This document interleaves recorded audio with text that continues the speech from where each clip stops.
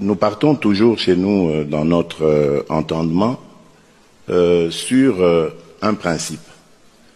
C'est celui selon lequel nos pays resteront voisins pour toute la vie. Et nous ne sommes que des acteurs spontanés. Nous passons à un moment donné, mais nos pays resteront voisins. Et donc, se faire la guerre, entretenir des tensions inutiles, cela c'est du temps, c'est une perte de temps en fait. Une perte de temps que nous aurions pu mettre à profit pour battre. Jusque-là, partie est, ceux qui sont Goma et Bukavu, ils ont beaucoup na bango. Batiki yangote. Et bazo ko intensifier bitumba. Tout plutôt surtout kaka boé, président comme face à face na président Kagame. Alors qu'il y a biso ba Congolais to lobaki, même banzembo zo yemba masiko sote umoni Kagame, to ko sale boé to ko mema boé kanda. Mais tout le monde président Fandi Naye, ou soit tout le bas sur les canapés. Bon, Fandi face à face, vous autres là, les années première fois, président Kagame, Bakutana, président Félix, ni n'échange, et l'autre comme côté. Bama solo na bango les cas et tout bas solo là, et zalaki toujours, il y a recessé les faits, kocha kimia na mboga et tout, bas solo là, kimie kota. Est-ce que kimie kota? Et kota te de konangai. Après ma solo na bango les kiwana. Est-ce que ville ya Goma est libéré? Rencontre na bango et copé ça et l'autre côté parce que babanda déjà ba rencontre depuis tala. Ma solo to banda yango kala. Mais pesa rake l'autre moko. Après ma solo, on comprend que na ba temps bitumba yango ekomi lisusu makasi. To comprendre raté dialogue na bango to ma solo na bango ezala retour ya continuer bitumba to autour ya kimia. Parce que ce solo li, bolobito luka compromis pendant roza kimia, bo solo le autour ya kimia. Mais après yango, mango ngamko ko mona ke bitumba yango zongi lisusu makasi.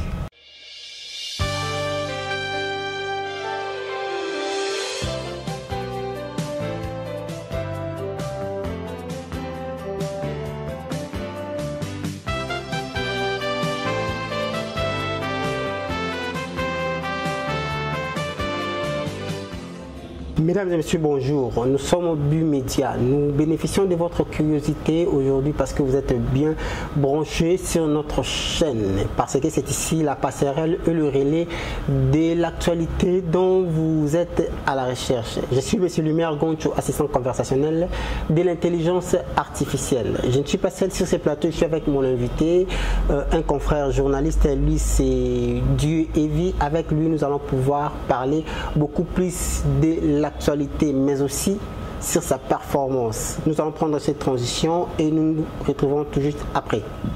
Pantin, quand ils sont en face de vous, ils vont répéter le message de leur maître. Alors tant qu'à faire, je préfère parler avec leur maître. Et quand vous avez vu, nous avons parlé avec leur maître. Nous sommes arrivés au 15 décembre. Qu'est-ce qui s'est passé? Il a fui. Dialogue, oui, je veux un dialogue, mais dialogue pour qu'on foute la paix définitivement à mon pays, qu'on nous laisse évoluer tranquillement vers notre développement. Alors, merci beaucoup notre réalisateur Shadrach Kinsala. Vous savez, ici c'est l'excellence et la performance. Comme je vous avais bien dit, je ne suis pas seul sur ce plateau, je suis avec mon invité. Lui, c'est Dieu et Vie. Bonjour mon ami. Bonjour monsieur. Comment vous allez? Ça va en tout cas par la grâce de Dieu. On peut dire que la santé maintenant par rapport l'autre fois nous étions ensemble, tu parlais du problème de santé. Et là j'espère que tout va bien maintenant. En tout cas ça va, Dieu fait grâce malgré les problèmes que nous retrouvons dans ces pays, mais ça va aujourd'hui en tout cas.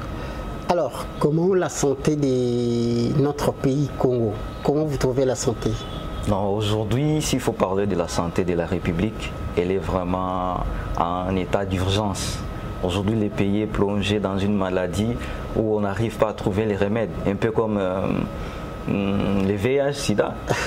Jusqu'à aujourd'hui, on ne sait pas. Vous exagérez quand même. Là, non, mais le VIH-Sida, c'est une maladie qui ne se guérit jamais. Aujourd'hui, le pays se trouve dans une situation où on ne sait pas quoi faire, quel remède il faut prendre pour que le pays guérisse. Voyez-vous, c'est comme un peu le sida, c'est pas exagéré, mais je vous assure qu'aujourd'hui, le pays est dans une situation où on ne sait pas maîtriser les choses. Alors, Dieu et Vie. le FCC, parti cher, il y a ancien président Joseph Kabila. Non, une plateforme, disons, une plateforme avec son parti PPRD.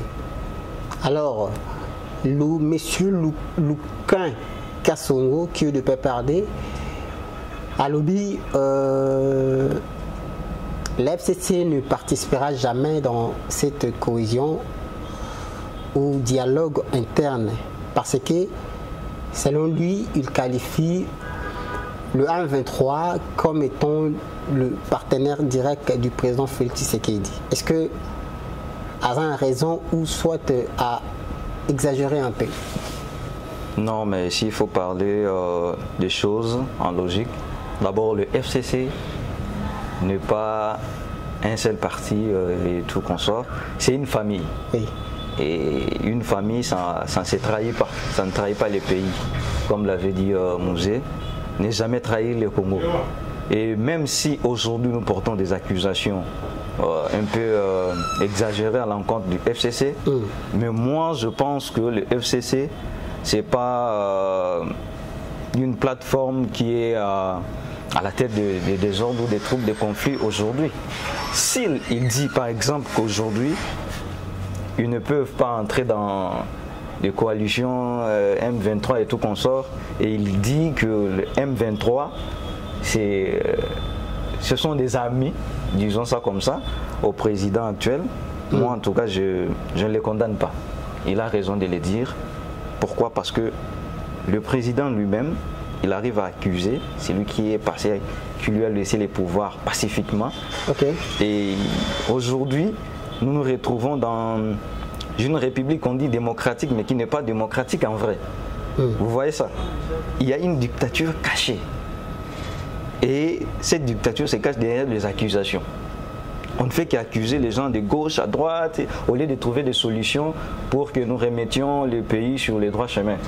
Vous voyez, aujourd'hui, le président ne cherche pas des solutions, mais il accuse les gens du FCC d'être à la base des conflits qui se trouvent aujourd'hui à l'est du pays. Alors que, à l'époque du président Kabila, le groupe M23 a existé. Ils ont essayé d'attaquer et faire des troubles comme ils le font aujourd'hui, mais ça n'a jamais atteint ces niveaux. Pourquoi? Parce que le président qui était à la tête de la République... Non, mais monsieur Duévi, est-ce que le M23, d'ailleurs le mot M23 c'est un contrat. C'est un contrat qui a été signé en mars 2009, si je ne me trompe pas. Est-ce que le contrat, il y a M23, Nani a signé Yango? Parce que si nous avons une belle mémoire, on se rappelle que les contrats ont signé à l'époque, avant le régime de M. Félix Tshisekedi. Mais dire que le contrat n'est finalement pas président Kabila, bon, je ne sais pas si je dois affirmer ou refuser ça parce que Makambu, au moins il y a des Rwandais. Les Rwandais, à l'époque à Kabila. C'était à l'époque à Mouzé. Et ça qui bateau ba aida Mouzé na rokota na mboka na biso pour combattre le président Mobutu pour qu'on soit pouvoir par force. Par force. Bazaki bateau ba aida qui est pour akota à son pouvoir par force. Vous voyez, par exemple, vous signez des accords. Bakoro ba signé na président Mouzé. Est-ce que vraiment les accords ba signé na président Kabila? Les accords ya kala, ya Mouzé a signé na bango, on ne sait pas qu'est-ce qu'ils se sont dit, mais au fait ils l'ont aidé à confisquer le pouvoir. Mais les accords existent jusqu'au jour d'aujourd'hui. Les accords sont les accords.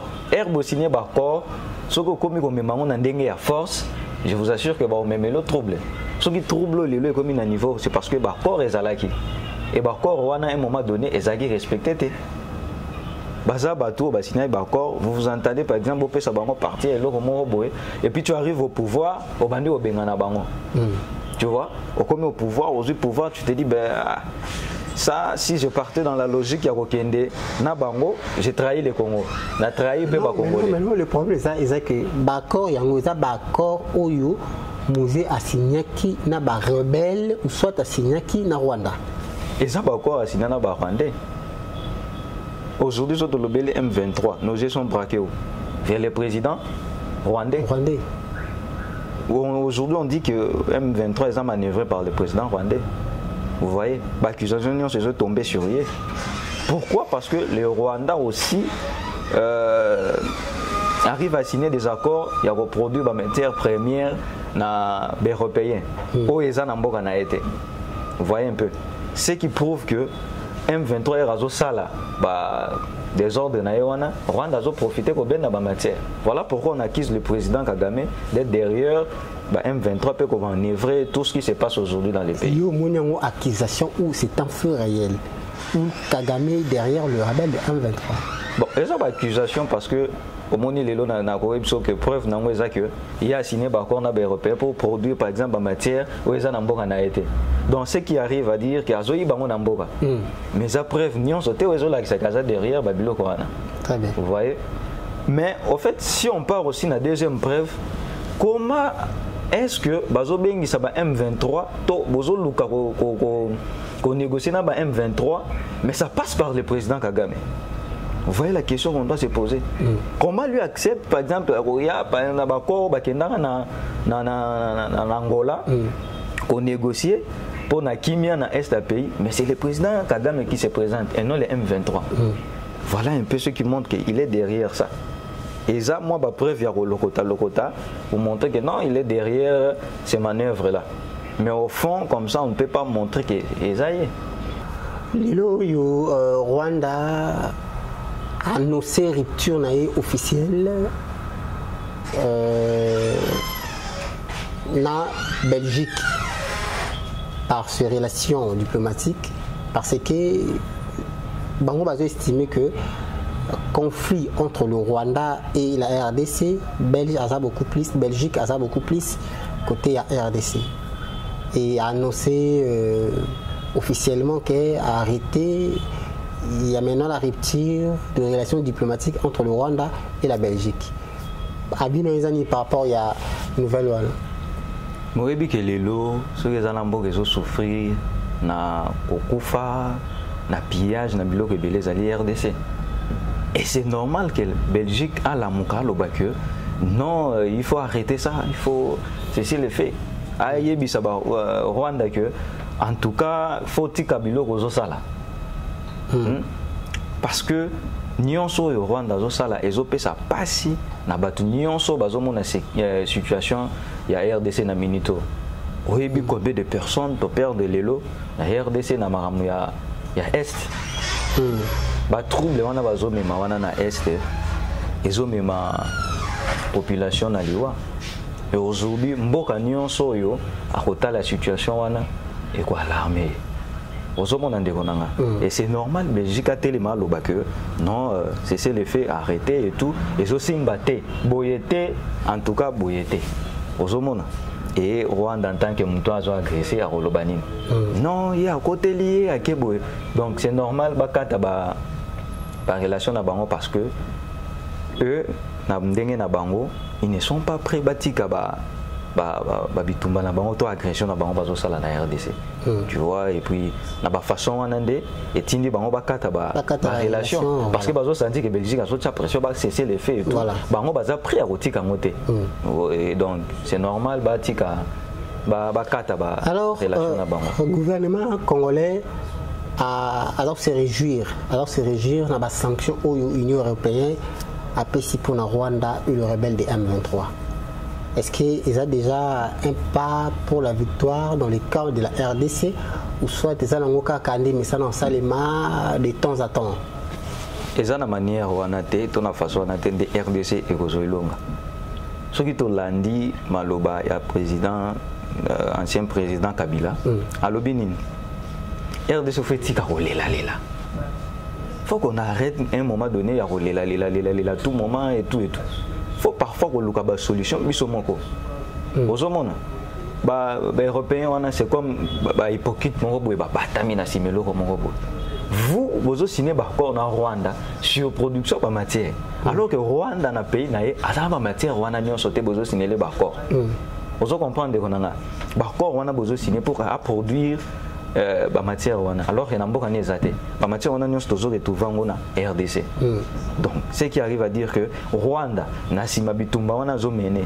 To ba tout na zo tana est azozwa la matière pour que à fournir na Europe. Ozomona. Donc et loko wana basali eza loko la mascarade moko boye babatami na sima loko moko boye balagisa j'en dis que on est pour la RDC toza pour la RDC toza boye alors que na kati na bango ils ne sont pas sûrs de ce qu'ils sont en train de dire. OK. Ozomona. Donc en tout cas pour nanga eza mascarade bazo batama na sima loko moko boye pour na balagisa que balimba côté la RDC ba kinda gauche droite en tout cas eza lokuta. Alors dossier au Batouanda Kozela, il a fallu tenir rencontre où il y a 5 rappel de M23 et le gouvernement congolais d'Angola. Les rebelles ont point de vue na bango, si Avina Bango, RDC APC Avina. Mais si finalement, tout le monde qui était sous tout cas, le président Félix Tshisekedi et son voisin de l'en face là-bas, le président Kagame, à Dakar. Est-ce qu'ils ont agi ou nous sommes manipulés ou soit mais qu'est-ce qu'on peut expliquer Bissot? Mais est-ce que soit c'est la guerre tend vers la fin ou la guerre tend vers son déclin ou soit ils ont un cas mascarade bah mais c'est là qu'on coûte un bon et puis guerre et continue. Lelo, Batubazo se met trouble dans Est pays, ils ont M23. M23 ils allaient soutenus par le président Kagame. Ndena où tu peux expliquer au début par rapport à moi, preuve qui se casse derrière Babilo Fananion. Tout s'attendait à une rencontre où il y a les Kana Mboka Angola, Naba M23. Mais la surprise, M23 a boy, Kozalawana, a boy Kokutanana. Le président Félix a beau beaucoup même dans le gouvernement parce que a beau même raconter président Félix a reconnu Angola mais a retenu Mutu a reconnu représenter pour que azala wana basolana ba M23 mais bango ba M23 ba boyi ko kende kuna c'est que zani logo batami na sima ba boyi ko négocier donc ba boyi ko négocier ba boyi pe ko tika kimia jusque là partie est soki tozu Goma et Bukavu eza na maboko na bango batiki yango te eza toujours na la prise na bango et bazo ko intensifier bitumba lelo lobby bomo na bitumba zo continuer et tout bazo continuer ko sala ba bitumba na bango pe ko meka ko conquérir lisusu bamboka wetikali na est ya mboka na biso ozolanda et tout surtout kaka boye tomoni président Félix yewana komina na Doha face à face na président Kagame alors que nous avons information on a été biso to s'attendait M23 kutana na président Angola et puis échanger président Fatinda Mutu plutôt surtout kaka boye président comme face à face na président Kagame alors que biso ba congolais to lobaki même banzembo zo yemba masiko sote omoni Kagame to ko sale boye to ko mema boye kanda mais tout le monde président Fandi Naye, ils ont local théâtre moko boy, bozo sala, ou soit tout le bas sur les canapés, bon Fandi face à face bozo tala na Doha, bozo solo là, et au cours yama solo na bino, bozo mettre kimia ne bandeli ya masolo na bino nyonso donc bo mema kimia na RDC bo meka ko solo la bo négocier tout lelo ezali première fois te président Kagame bakutana président Félix to mona ndenge bakutana na Angola to mona bakutani na bango bambala ebele na Angola ni ne change eloko moko te bama solo na bango eleka et tout ba solo là ezalaki toujours ya ko cesser les faits ko tia kimia na mboka et tout ba solo là kimia kota est-ce que kimia kota e kota te ndeko na ngai lelo to moni bango kuna na Doha ba solo li même ma solo wana pe kaka ya ko cesser les faits ko tia kimia na mboka et tout consort mais toko sutuka eloko moko te changer après ma solo na bango eleki wana est-ce que ville ya Goma ezali libéré est-ce que ba M23 batiki bitumba Lelo, tomoni même na communication ya président, va changer la communication ya président. Et l'ingi ko lagisa que nyonso ezali faible autour naie. Osomona, nyonso ezali faible parce que par communiquer biso rencontre wana te, ba lobi loko moko te, bazo annoncer population loko te depuis ce que olandi pe malamu, depuis makambo ya nini ebandi, tozana no communication plutôt ya malamu te na ngambo ya présidence na biso. Eloko nini ya malamu oyo communication ya président eyebisa biso depuis bitumbo oyo ebanda na mboka. Eloko moko ya malamu te. À part peut-être communication ya nanga ndia bandai ko cha pression ko sala nyonso bandai ko sala mais communication en président et ça lelo ko moko te mais na katika ya lisolo ya Goma yango kaona inanga na minute oyo babi aza ko se résider na Goma na ndako ya honorable Patrick Munyomo. Il a occupé cette maison par force, a installé ba garde na wana partout, même dans le quartier wana. Je crois j'ai c'est communiqué ici, voilà. Corneille Nanga s'est installé dans la maison d'un élu de Goma, honorable Patrick Munyomo, sans l'autorisation de ce dernier, inconsolable. Et il s'exprime ce vendredi 14, exact de l'Ekaki déjà. Et cette maison, Ezaline commune, il y a, bon, c'est sur le quartier, c'est dans le centre-ville, sur l'avenue Grévillias, au quartier des Volcans. Donc, il a occupé par force Ndakuya honorable Patrick Munyomo, à Fanduana Nanko. Et c'est vrai que le balelo au Nanga a la sabotage pour nous relaxer. Le président Félix Tshisekedi qui a été l'autre côté. Hier, Moutatia qui est place Wana, soit il y a tant de pas à la tête, ou soit je ne sais pas. Bon, pour nous rebanda et il y a nous sabotage te. Pour nous Goma ezali na maboko M23. Donc, ce qui tout bomi ko lobelo ko moko ezali que Nanga a installé gouvernement ya nini provincial ya Ngambu wana kuna. Donc, ce que Hollandi elingi ko lagisa que Goma ezali lisusu ya biso te na minute parce que ezali à l'emprise ya M23. Donc bazo sala makambo nyonso esengeli ko sala kuna parce que ezali ya bango na minute nangongo to ko loba boye Goma eza ya bango. Mais est-ce que ba kondina biso bazo Goma eza ya bango.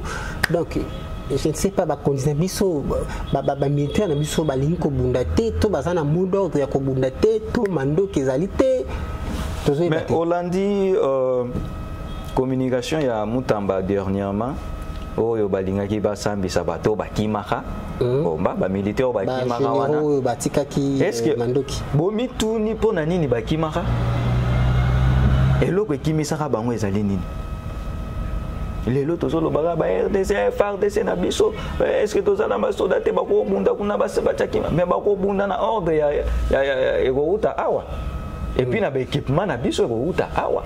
Soki be équipement ezalité to biloko ya bibundeli ya malamu ezalité, je vous assure que pour les soldats ko bundate. Yo kanisi pour soldats ko kende ko bundana munition muke face ya moto azana munition ebele. To ko kende ko bunda maboko pamba na nzete face ya moto asimbi mondoki. Ako bundate. Ndeko nanga ko bundate. Lelo tozo lela olie ya kocha kimia na est mboka na biso to kuku ko même exemple ya mboka mususu Burkina Faso to ebaka bango ba rebelle nde babanda kocha bango mala les kuna na ngam na bango arayi le président actuel na président na bango ya kalawana ko lela kaka boy ya ba français bazali na mabele na bango wana pona kocha kimia e ba militaire français tout mais to monaki que kimia zo kota kaka te. Malgré présence à français, les rebelles bazalaient toujours au désordre dans Burkina Faso. Mais depuis général Oyo Azali na minito à la tête, il y a pays à quota. Au moment que Makambo changé, tendance est changée. Kimia et Koti. Pays est à Koti, Azouaki, Mokan et Robin na ba français wana. Parce qu'on comprenait que bazaba hypocrite minene.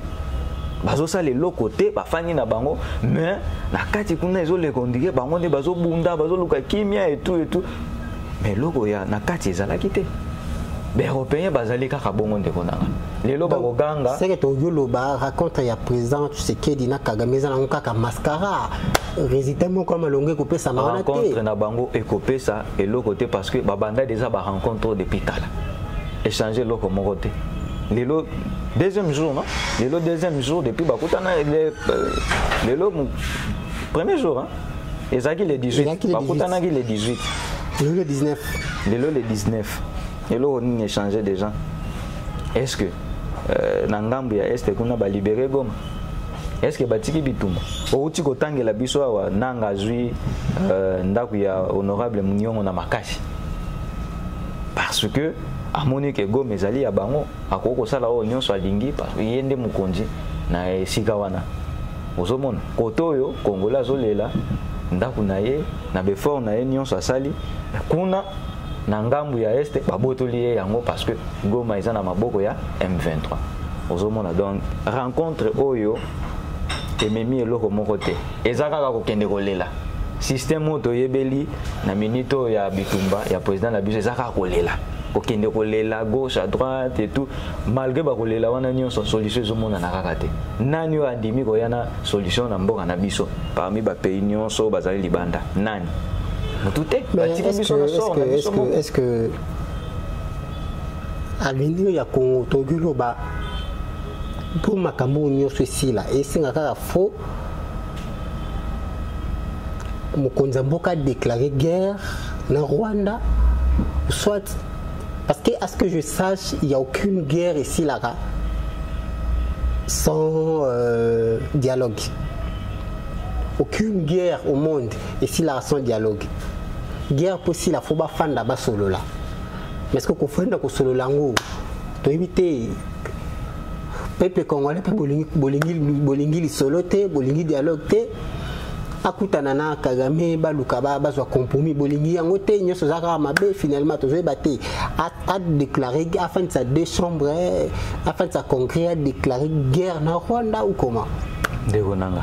Ba Congolais bakondima yango te pona nini parce que to banda yango kala masolo to banda yango kala mais pesa ka eloko moko après masolo okomona que na ba temps bitumba yango ekomi lisusu makasi to comprendre te dialogue na bango to masolo na bango ezala ko tour ya ko continuer bitumba to autour ya kimia parce que so bo sololi bolobi to luka compromis pona ko zo kimia bo sololi autour ya kimia. Mais après yango mango ngamko ko mona ke bitumba yango zongi lisusu makasi ba komi lisusu ko attaquer ko leka ko na ndenge bazalaki parce que oyebi bitumba M23 et komi makasi boye kaka na batango ya président Félix na tango ya président Kabila ezalaki boye te parce que président arriva pété ya botola de ba botoli Goma wana parce que président Félix akangeli bango banzela alingi ko se soumettre te na ba ordre na bango.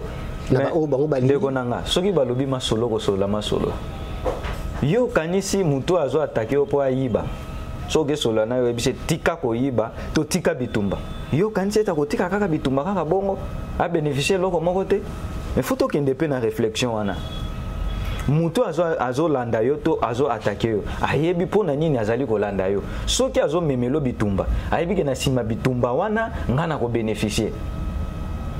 Alors, ceux qui bofani na mesa bo solo là, ako iso mais omoni ngana attaquer parce que boybo yo essayer tika ko attaquer, tika pe moyibi. Tika ko yiba nga. Yo kantia ko tika. Ako iso mais nga pona bika ndenge nini. Ngana bika kana sima ya bitumba. Yango balobaka faut qu'on négocier, mais qu'on négocier yango eza ko teka mboka te.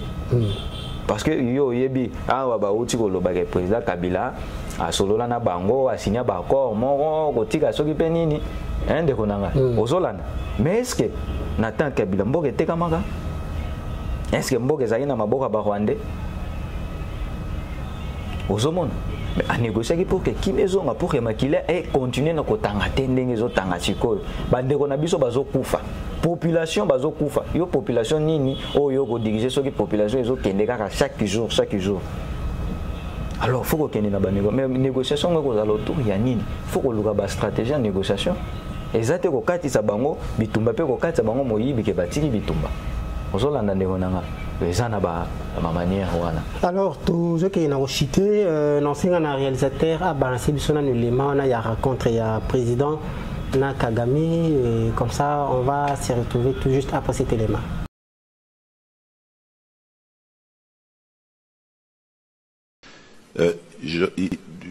nous partons toujours chez nous dans notre entendement sur un principe.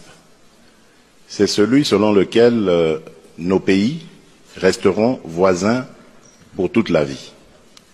Et nous ne sommes que des acteurs spontanés. Nous passons à un moment donné, mais nos pays resteront voisins. Et donc, se faire la guerre, entretenir des tensions inutiles, cela c'est du temps, c'est une perte de temps en fait. Une perte de temps que nous aurions pu mettre à profit pour battre. Merci beaucoup. Alors, Papa Dié, message nous au Congolais Oyo Bazolanda Biso parce que Maramba Congo Oyo, je pense que Biso ba Congolais mususu tozali na bayi politique to zo moi sagesse Maramba zo lenga na Congo pesa biso réflexion. En plus, il faut tout sembler la pour l'amboka au Congo parce que vous savez, Moïse a contacté un dako zangibilei. Pour les autres, ça a vraiment combattu Boé. C'est parce que j'étais là, à manga là. Alors, papa dit, au peut ça conseille na ba imbo kao bazali kolanda biso bana o ba étudiant o bazana na université ba je pensais que ça la politique. Na ba politique au bazali sur place, bazali ko dérailler, mais sous bazali bambeli à minuit balé, il est ici, des fois il est avec Kagame, d'autres sont ici avec Corneille Nangaa, d'autres sont ici avec Beltrène nani oyo Bissimwa na ebité. Conseil nous pesa na baimbo ko bazali ko tera biso. Congo ezali mboka na biso, eza ya ba payate o bazali ko bundisa biso. Congo eza ya ba européen te. Place tozo ki nekolela. Congo eza ya biso. Ba Congolais soki tolingi to avancer na ndenge ya bien, faut tozala ensemble. Faut tozala na bosangani, boyokani entre biso. Parce que lelo soki otali parti ya munene eza ba oyo bazo ki nekoteka pe mboka. Pour na kati ya M23, na kati ya ba Rwandais, ba Congolais bazali. Et ba homme politique na biso ebele baza na kati wana. Tout le monde qui a même bana ya ancien président enseignant on nommé kuna na gouvernement nanga na côté à Goma kuna ezo la ça combien ba très bazali ebelé surtout zo continuer na manière wana to avancer té parce que koloba par exemple ngana tali ba intérêt personnel nanga ngana tali nano libota nanga ngana nabikela kuna nanga bengi atembo mebele tela bengi atembo mebele Rwanda atembo mebele soki ayibi ngana zana pas en tout cas mboko yo to avancer té pe kimia kokota té ceux qui Congolais nyonso a eu conscience avec en tout cas mboka o ezali mboka nanga fona batela yango nanu ngamoko na ko kende kokota na ba likopa ya ba nguna te mboko eko avancer ozomona mais ceux qui to continuer kaka na ba ndenge tozo kendele oyo en tout cas ekozala pasi pour que boyo kanyeza la entre biso pe ekozala pasi kimie kota na mboka omoni babiloko wana mindele batika biso na mutu ke entre biso to yinana entre biso tokoma na bokabwani to lobake ya za mutu ya kasai mutu ya bandundu mutu eloko wana emema bokabwani na mboka oyo pe yango pe ezomema biso na bisika tozali parce que belé bakomi kokota na ngambo wana kuna parce que tozana bokabwani entre biso moko nani pe ba oyo bazo attaquer biso tango bazo mona bokabwani ezali kati na biso moko yango ezotinda bango babenda kabiso pe batiaka lisusu désordre na mboka na biso pour que ba meka ko yiba lisusu un peu plus par rapport à ndenge bazali ko sala na ngonga oyo lelo politique to komisa ngo eloko moya lokuta mutu soki asali politique même étudiant o bazana na université bazo sala politique wana to koma ko benga bango miyibi escroc parce que biso moko nanu to pesa image wana ba oyo bazali na kati ya politique ba pesa image wana que politique soko koti foko yiba déjà eloko wana soki bokotisi yango na mutu ya bato esili même oyo azali na université azali koloba ngana kosala politique d'une autre manière ngana kosala politique na ndenge mususu na komema eloko ya sika mais era koya na politique aye kokuta ba oyo babanda politique wana ba oyo bazali bato ya ba conflit oyo bazomema désordre trouble ba oyo bazali ba corrompu par lokola ndeko nanga lelo azomema bitumba ya kobotola pouvoir et pas Félix comme président et loko nini asika komema parce que toyebi kazaki na mutu ya seni petit lelo baza ko continuer ko kufa na Goma bazo kufa bazo botola biloko bazo boma mais azoboma bandeko na yemoko ozomona loko na lobi ke photo za na bosangani entre biso ba congolais yo sangani na banguni o sangani na ba rwandais ozali ko boma population na yo moko bandeko na yo moko ya makila ba oyo ozo laka ozo pouvoir kopesa kimia bango yo na bazo kufa ba oyo siko ba kosepela ba kobetelo maboko bazali banani yo moko na no lakisa image na yo na mutu ya seni que ozali incorrompu ba corrompre yo ne loko moke allez otiki peut OK pour nous comprendre que ça les est-ce que le problème de nanga ici c'est dû à la corruption ou soit mal gestion ya Félix Tshisekedi mais ezali corruption au moins loko na yebiso ko l'intérêt personnel famille nanga ndeme makabiso na bisika wana parce que ozali ko mona so na solo lito na za na bandeko ya M23 na kozambongo ebele ko lega soki na za na ndeko Félix ozomona soki na za na bandeko nanga ba congolais na ko gagner mukie mais kuna ba proposer nga na sala ba karim na tekcha kuna na chako toyo e ko pesa nga mbongo ebele et puis soki ba tient tête d'affiche pour nous pouvoir aux hommes on imaginer ce qu'on pouvoir grâce na ba bébé ennemi au balingi va pousser aux pouvoir parce que bango bazomon na que pouvoir et que aller là bango mais kakatan parce que bazali ba congolais yo ba tio na mutu pour que au comme président et rozali comme na bongo au monique et sili gloire mais au bosani que ozo faire souffrir bandeko na ba congolais na ba biloko nyonso na ba action na nyonso zali ko mener. Donc ezali esprit moro des kota na kati ya corruption yango ezali ko pousser ya ko continuer ko sala bazo sala wana ba congolais il faut tous avoir conscience mutu ko bongsa mboka au Congo auta na Brazzaville te auta na Uganda te auta na Tchad te auta kaka yo moko congolais ndo bongsa mboka na yo. Et puis,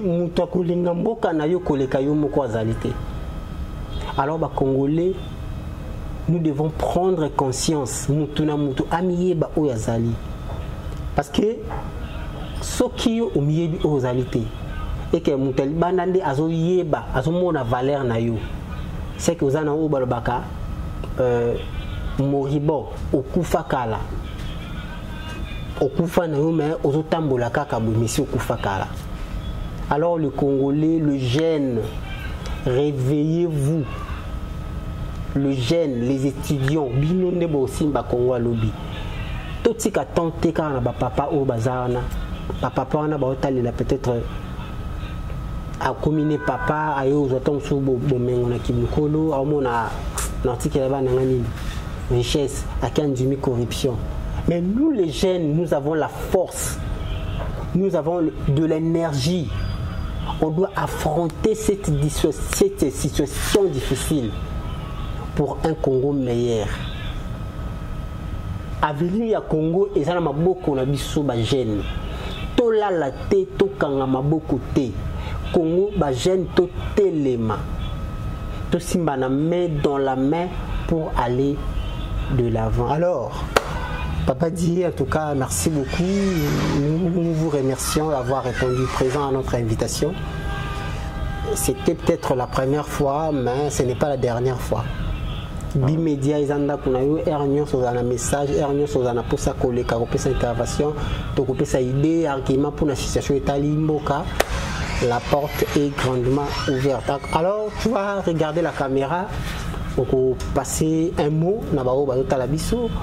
Na ba salutation na obo bo rapema banga on les a mamba Congo Congo ezali kaka bongo il faut parfois ko remercier bato bazali ko vivre na ombre malgré bazali ko pousser biso ko kende liboso ezaki esengo makasi pona ngana ko ya na plateau na bino pe ko meka ko solo la lisolo etali mboka parce que tozali ba congolais tozali koluka ndenge nini ko mema kimia na mboka na biso ndenge nini ko proposer moi ba solution na bao bazali ko kamba biso pour que kimia ezonga na mboka pe ko meka ko critiquer dans deux sens parce que critique est dans deux sens du côté positif et négatif pour na ko luka ba solution na makambo ezali ko komela biso en tout cas c'est ezali ya makasi ya ko se retrouver na plateau na bi ke ezali mbala liboso ozala mbala sukate to kozalaka na bino lisusu batan ebele pona komeka kosola makambo etali mboka en tout cas boye na kolekisa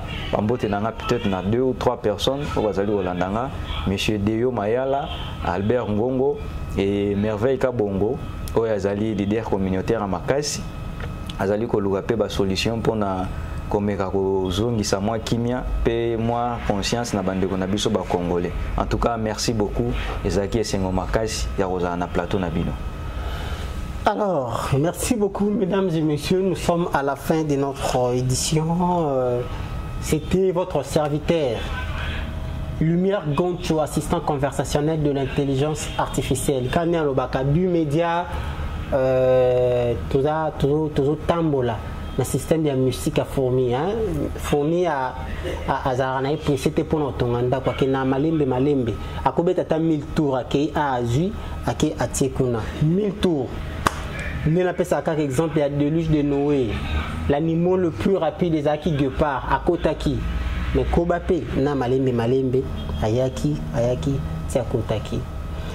Merci à notre partenaire officiel Casquare avec le gérant Rigen Mosengo. Merci également à mon petit frère propre Landry Lunze. Voilà, team. Team Pender Famille. Merci à celle que j'appelle Divine Saï depuis la commune de Kanzala à Chikapa. Merci à celle que j'appelle Bénédicte Bidilou. Merci également à mon frère et ami d'enfance Steve Écouté. Merci à ma chère amie Sidonie Chibola. En tout cas, merci à vous aussi. Vous avez été nombreux. N'oubliez pas de partager le lien, s'abonner pour qu'à chaque fois vous allez toujours une actualité. Quant à moi, je vous dis bye. Merci.